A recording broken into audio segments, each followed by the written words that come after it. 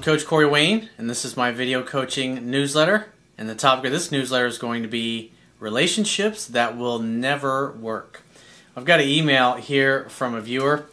Lots of drama going on with this ex-girlfriend of his. And it's just like reading, it's like when I read through some of these emails, it reminds me of where I was at one place in my life and the shit that I used to put up with. And I'm just so thankful that, obviously I've long since come out on the other side, so I can really feel for guys that are going through, or kind of in a difficult place where I once was. So before we get into this email, I got a quote I want to share with you. It says, in the beginning of a relationship, people can mask who they really are for about the first 90 days until they feel comfortable enough and complacent enough to really be themselves. It is important during the first 90 days of dating to remain objective and not get carried away by your emotions, or you will open yourself up to falling for a toxic person who does nothing but bring drama, heartbreak, and inconsistency into your life. Toxic people and relationships will make you unsure of yourself and feel like you don't deserve what you really want. Once your identity and emotions become attached to a toxic person, it can be extremely difficult to do the right thing for you and walk away to find someone else who will cherish and love you unconditionally. And it's so true. When you get attached to somebody, and it's like even though you kind of know that they're not good for you, it's like in a way you become addicted to them, almost like a drug addict becomes addicted to a drug. It's like you want things to be other than they are because there's so many things that you love about this person, but there's also this like whole truckload of bullshit that you got to put up with that you just never can seem to reconcile with, and you want that person to change, you want them to be different and to treat you differently, but they just simply are who they are. And it's like eventually when you get to that place where you accept that they are the way they are and that they're not going to change, it's only then that you're able to kind of walk away and look objectively and just say, this shit's never going to get any better. And if you want to have a healthy, effortless relationship, you got to get involved with people that know how to communicate like adults and they don't have all this drama and all this bullshit that comes along. And people who, there's just some people in life that are just toxic. They just, not only their family members, but the people that they date, whether it's at work or their friends, there's always some kind of drama going on with somebody. And I had a woman that I dated, it was like that. There was drama going on with her family. There was drama going on with her coworkers. There was drama going on with her girlfriends. And because I was so into her in the beginning, I would just sit and I would listen to all this stuff. But it was just constant. It was always ongoing. In some area of their life, there was some kind of fucking drama. And if there wasn't drama in another part of their life, there was drama that she was creating in our relationship. And it's just, as much as you love that person, is eventually you get to a point where it just wears you out. After, I think it took me about 3 years, I just eventually got to the point where it's like, fuck, it's never going to get any better. It's always going to be the way with this girl. And it's tough when you really love someone, you care about them, you want things to be different, but it's just the way it is. So let's get into this guy's email. He says, hey Coach Corey, I want to start off by saying thanks for all your videos. I could watch them all day, learning something new every time.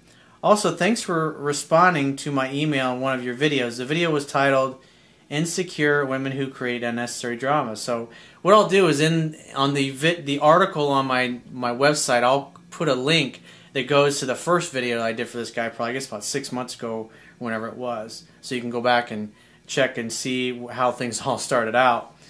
So he says, well, it's been a long time since that video, but the relationship that I have tried to save is officially over, and that is why I'm writing to you. I would have written to you earlier, but this relationship kept me from it being uncertain. Remember what I said in the quote of how it causes you to be unsure of yourself, and it causes you to question whether you really deserve to have a great relationship. He says, well, let me remind you that this was a long-distance relationship with me living on the West Coast and her on the East. So I tried being playful with her and not getting in any serious conversations and reassuring her that I care, that they would work for a while, but then when she would start her ignoring game, and then a week later I'd back off, and then when she does that, but again when I would back off, she would start accusing me of cheating when she doesn't hear from me. It's like a passive-aggressive type person, or codependency. It's like you start investing in the relationship, and then she stops investing in the relationship. and then you back off, she starts investing in the relationship again, and then you start giving a little bit more, and she goes right back to backing off. And people like this are a yo-yo because that's their norm, and that's what you see in their it's not only in the relationship you have with them, it's in every relationship they have in their life, and that's just kind of the way it is. They're used to drama and things being a mess. And like this one particular girlfriend, that's the way she was with her family. There was usually somebody in her family, whether it was one of her cousins or one of her brothers or one of her parents or one of her aunts or uncles, that she was pissed off, and every time we get together, she'd be talking about it and what was going on with them. And I started to realize that that's just the way she is. It's not normal to always be pissed off and having drama going on with somebody in your life. He says, it's like it's okay if she ignores me, but when I do it, I'm cheating. Because like passive-aggressive people, they never take any responsibility for the things they fuck up. And like this one particular woman, one of the things she said to me, it was our very first date. She says, I fuck up all of my relationships. And I heard that. Hell, I didn't know any better because I was so into her. She was hot. I mean, she's a fucking great lover, great in bed, fucking beautiful woman. And it's just hard to, you see a red flag like that in your face and you're like, aha, I'll be different. It never happens. He says, so since the beginning of the year of 2013, I've been trying to make my life and hers happier, but I now realize we were never happy this year, and it made the beginning of this year a really crappy one. We finally ended it in April of this year, and after many on and off times, which was really ridiculous, the final straw happened when she was on her ignoring me thing again, and me keeping my cool and backing off till she was ready to talk, and that is when she started a fight with me, texting me to buy her some very expensive shoes, and I was shocked that the first thing she said to me was to buy her shoes when I haven't heard from her in a week. It's like, man, it's like, it gives me goosebumps reading this stuff. It's kind of like just the same kind of behavior. Now, this particular woman didn't expect me to buy stuff for her, but it was just the same kinds of drama, the same kind of bullshit. It's like, and when things are good, they're fucking great, but it would never last because they just couldn't help themselves. He says, it was like I wanted to talk to her on the phone, but she would refuse, saying, no shoes, no show. This definitely sounds like a manipulative person. This wasn't cool, but I didn't let my anger show, and I just said that I can't do that, and that is when she went off on me, calling me all sorts of names and being disrespectful, and that is when I was at the point where I had enough of her, and we ended it there. I deleted her number and all of her pictures, and I was so ready to move on and get my life in order because I had had enough of her drama. Yeah, that's the place I got to. I remember I was at a wedding, at her cousin's wedding, and we were sitting down talking. She was proceeding to tell me how pissed off she'd been at me for the previous 2 weeks. And I remember looking at her in the eyes, and I was just like, I was thinking to myself, I'm fucking over it, man. I'm so over it. And her brother was like, dude, you're fucking up. And it's like, I just didn't care anymore. It was like I didn't want to try. I was tired of putting Humpty Dumpty back together again for the 1,000th time. It's like, and that's where you get to. It's like you get to a place where it's like you hit rock bottom, and it's like it's only when you get to that place that you're just ready to move on. And not only in your relationships, whether it's your career or your business or you want to lose 50 pounds, everybody gets to that breaking point where they're just like, I'm fucking tired of this. I'm over this, and there's no way I'm going to continue on the way I've been continuing on. And obviously this guy got to that place, and good for you for getting there. He says, well, weeks later, she texted me to see what I was doing. Yeah, it's like just you start to feel good about things. A couple weeks go by. You're thinking, great, this person's out of my life. Then she starts reaching out to you again. And it's just the same shit. And then you think, well, maybe it'll be different this time. Maybe she's learned, and maybe she won't be that way. And you give her a chance, and it'll be great for a couple of weeks. Sex will be great. And then she'll go right back to creating some kind of fucked up drama. He says, she said she still has feelings for me, and I tried to work things out with her, and we would begin to be good again, and then she would just stop trying and leave me wondering what the hell. So this on and off went on again till this past July. She kept trying to be friends or have contact with me or to try to falsely work things out again, and I felt like she was keeping on hold till she was ready for someone else. Yeah, people like this, they're just insecure deep down. And it's like when things are going well, they can't handle it because they're not used to things going well, and they go and they stir the shit up, and then when you're out of their life, then they start to go, oh, I missed what I had, and they start wanting you back, and then they actually get you back, and things are good for a while, and they go right back to fucking things up again. He says, I don't want to have her in my life because I didn't want her drama to carry on into the next future relationship I can have.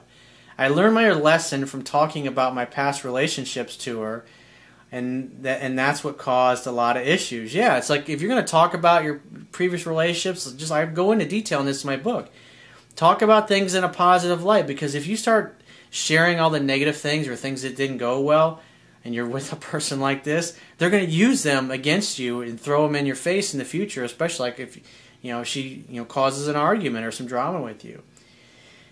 He says, I was at a point where it was all or nothing with her, to work things out or to forget it. So she kept contact with me until July of this year, trying her same routine and also trying to bring up the past things that hurt our relationship before, and trying to get me to admit things. Because again, passive-aggressive people, it's all about you. You're the one that fucked it up, ain't me, because they never want to take responsibility for things. He says the way she saw it and when it wasn't the truth to me and how I felt. She tried to make me jealous by telling me how much fun she's having, going out to parties, and that she's getting asked out by other guys at work, and I didn't care what she did. I knew she was trying to get a rise out of me. And a few things to mention is that she would listen to her female friends who were trying to get her to break up with me when we were still in a relationship. And that's another thing, is like people like this, they tend to have friends that are also like them.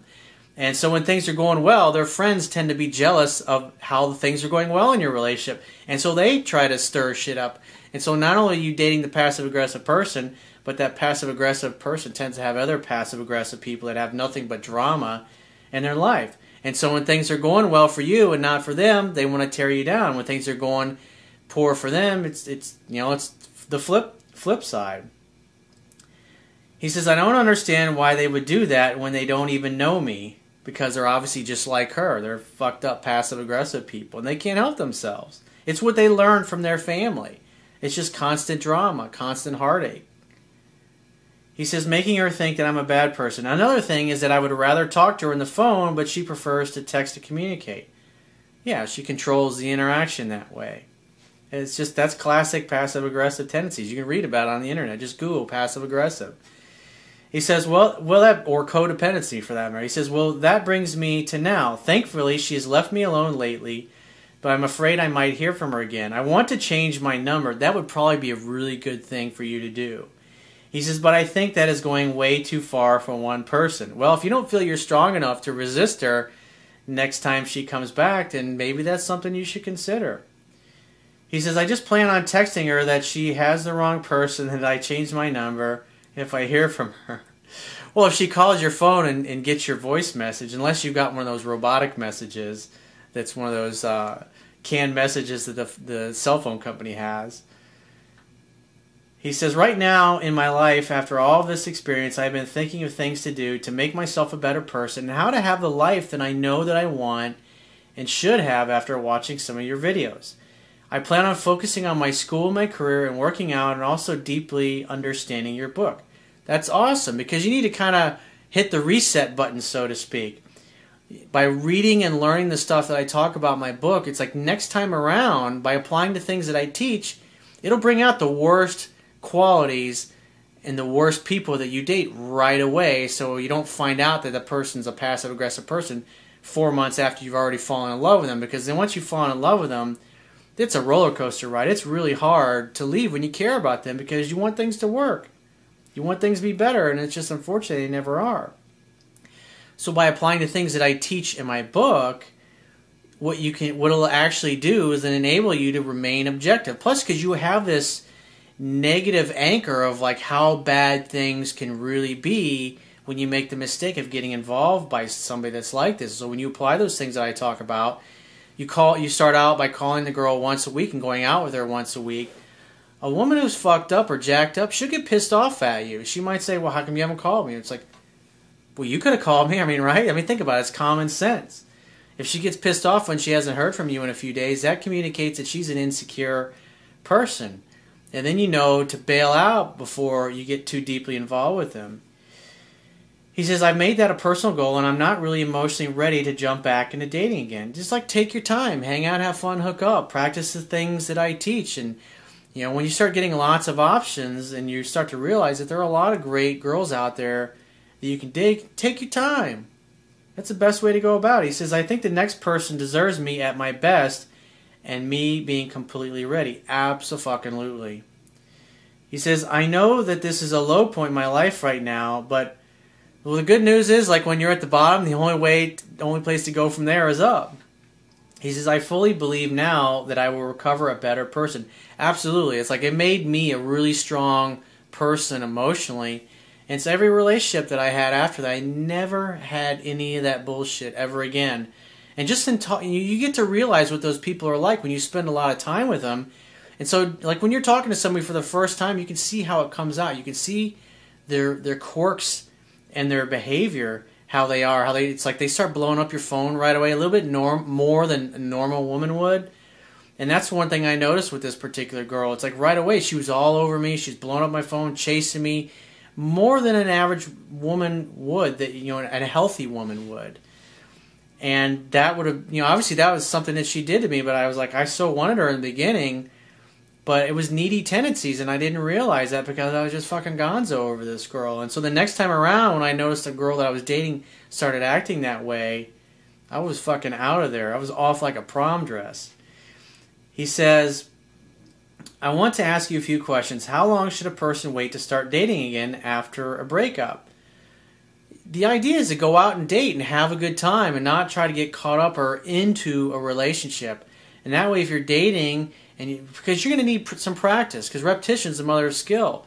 And so what you need to do is you need to practice the things that I talk about in my book. It's one thing to read it and to watch the videos and listen to all these experiences, but unless you're actually applying these things in real world examples with real people, you're not going to really improve your skills. And so you start dating a lot and have lots of choices, then you start to get what it's like having those choices, and that makes you feel good. That builds your self-confidence, and it really helps you do things right. And so the next time someone comes along that knocks your socks off, you'll be ready for them, and there'll be somebody that's got their shit together.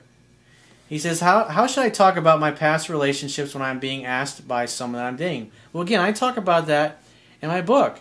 And if it ain't positive, if it ain't going to make you look good, don't talk about it. And anything that you do share from the past, make sure you put a positive spin on. Like, hey, it made me into the man that I am today.